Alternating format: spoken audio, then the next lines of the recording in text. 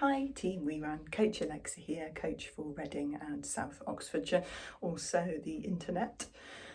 We've had a few runners out and about training and racing in some pretty wet and windy weather recently. So one of the team posted last week about the fact they had a trail half marathon on the stormy Saturday we had, with high winds and rain, soggy underfoot conditions for the first weekend in August. To be honest, today is also a pretty wet day.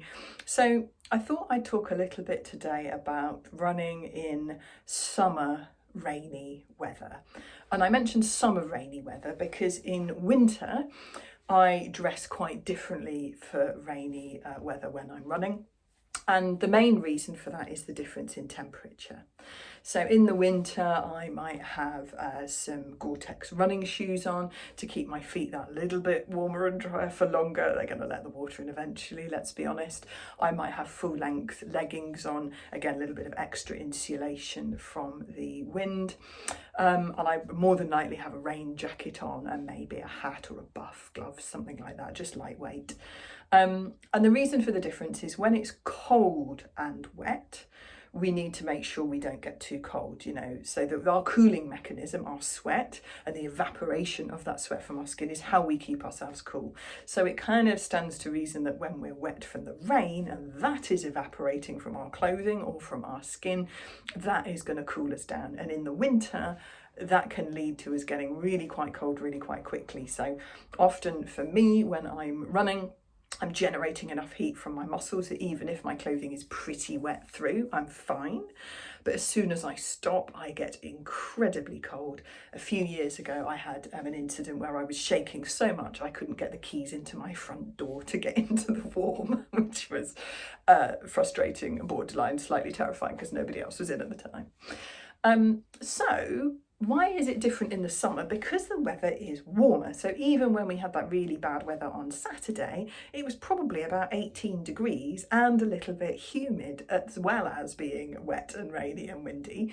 So we don't have to worry about as much about the temperature. In fact, what would happen if I went wearing all of that stuff I've just mentioned that I wear for a wet and cold winter run? If I was wearing all of that for a summer wet, rainy run, I would do what I term boiling in the bag. So I'm wearing too many clothes and the waterproof layer just wouldn't let the sweat that I'm producing, much more sweat that I'm producing because of the warmer temperatures, it wouldn't let that out. So you'd effectively be kind of steaming in your own juices, so to speak, which isn't particularly pleasant.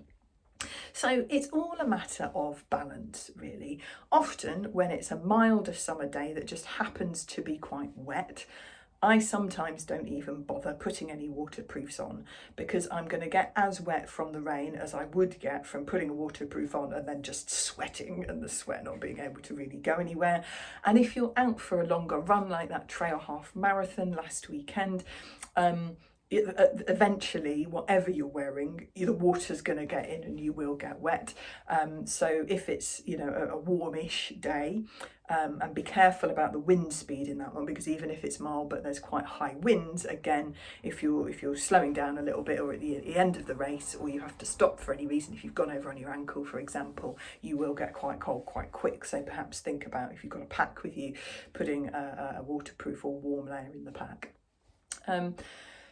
Tips for just generally making running in heavy rain more pleasant in the summer, even if you're not freezing cold.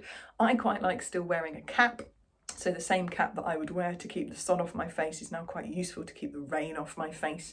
That somehow makes me feel a lot more comfortable when I've not got it sort of hitting it in my eyes from the side. So a cap can be useful. I quite like having a little sweatband or a buff around my wrist just so I can quickly kind of get some water off my face, get the water off the screen of my watch, etc. Dry the screen of my phone a little bit, or at least get a little bit of the water off the screen of my phone if I need to use it. But generally speaking, I would, wear fairly lightweight clothes, short sleeves, because if there is a gap between the rain, if you're just wearing, knee-length leggings and a t-shirt, which is my go-to for most of my summer running, you'll dry out a lot more quickly than if you're wearing long sleeves and long leggings. So it's a bit of a balance, and everybody's different. You know, me and my husband, for example, he always runs a lot hotter than me, so he'll be able to get away with wearing less on a rainy day when you're out and about in the summer.